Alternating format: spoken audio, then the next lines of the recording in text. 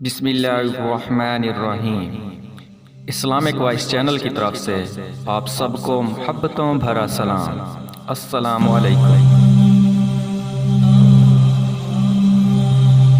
एक शख्स जंगल से गुजर रहा था कि उसने झाड़ियों के दरमियान एक सांप को फंसा हुआ देखा। सांप ने उससे मदद की अपील की तो उस शख्स को उस सांप पर तरस आया तो उसने लकड़ी की मदद से सांप को वहां से निकाला। बाहर आते ही सांप ने कहा, मैं तुम्हें डसूंगा।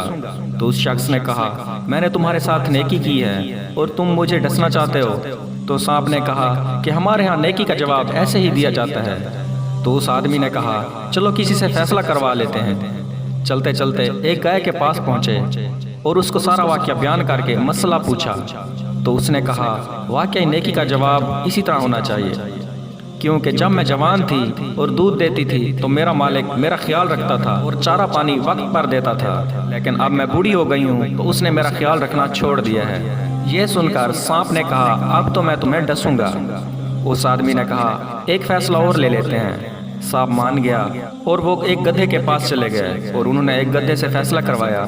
गधे ने भी यही कहा कि नेकी का जवाब बदी ही है, क्योंकि जब तक मेरे अंदर दम था तो मैं अपने मालिक के काम आता रहा। जो ही मैं बूढ़ा हुआ तो उसने मुझे भगा दिया। ये सुनकर सांप उस शख्स को डसने ही लगा था कि उस शख्स ने मिन्नत करके कहा कि आखिरी मौका और दो। सांप के हक में 2 फैसले हो चुके थे, इसलिए वो आखिरी फैसला लेने पर भी मान गया। अब की बार वो दोनों एक बंदर के पास गए और उसे सारा वाकया सुनाकर कहा कि फैसला करो। बंदर ने आदमी से कहा, मुझे उन झाड़ियों के पास ले चलो जहाँ से तुमने सांप को निकाला था। अब वो तीनों झाड़ियों के पास पहुँच गए।